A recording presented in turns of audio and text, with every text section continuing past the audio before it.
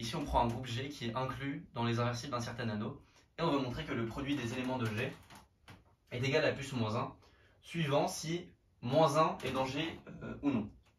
Moins 1, G on note multiplicativement, donc quand je parle de moins 1, c'est forcément le moins 1 additif de A, l'opposé de 1. En fait, la méthode ça va être facile, ça va être de dire que produit de G dans G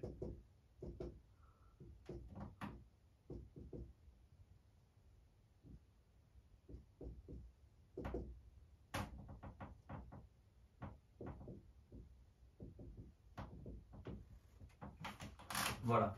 Donc on va différencier les idempotents. Je vois qu'on suppose que G est abélien.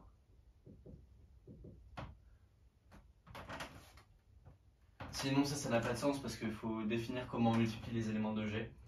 Donc il faut forcément supposer que G est abélien. On différencie les idempotents et les éléments qui sont différents de leur inverse. Ça c'est facile de voir que ça va faire E, parce que chaque élément je l'associe à son inverse, et ça fait 1. L'élément neutre de l'anneau. Et là on utilise le fait qu'on est dans un anneau parce que on va regarder ce que ça veut dire que G égale G-1.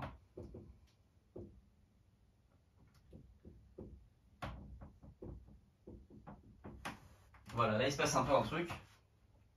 Ça équivaut à l'équation G carré égale 1. Et là, comme on est dans un anneau, on peut faire passer le moins 1 de l'autre côté, factoriser.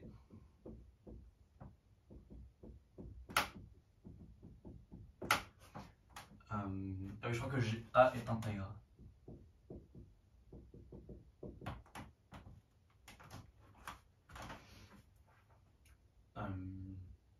Voilà.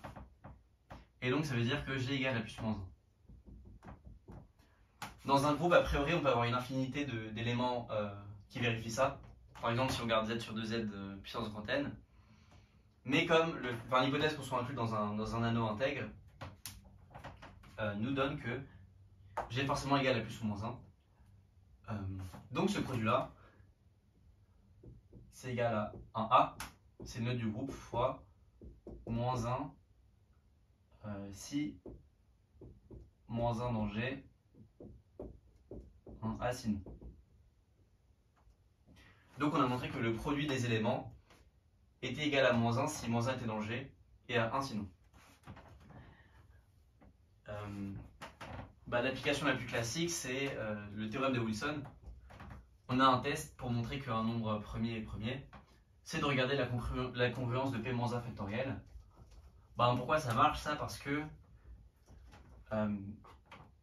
donc je rappelle, P premier équivaut à P-1 factoriel congru à moins 1 mod P.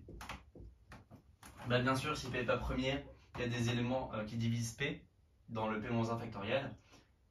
Et réciproquement, si P est premier, ici en fait c'est rien d'autre que produit G dans Z sur PZ d'étoile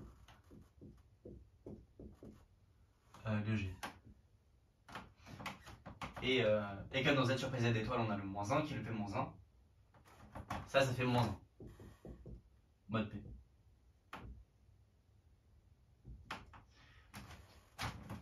Voilà, donc ça c'est l'application de base. D'ailleurs on peut montrer que Z sur PZ étoile c'est cyclique. Plus généralement tout corps fini, son groupe multiplicatif est fini. Si on combine l'exercice qu'on a fait hier avec le groupe multiplicatif, ça c'est cyclique. Voilà.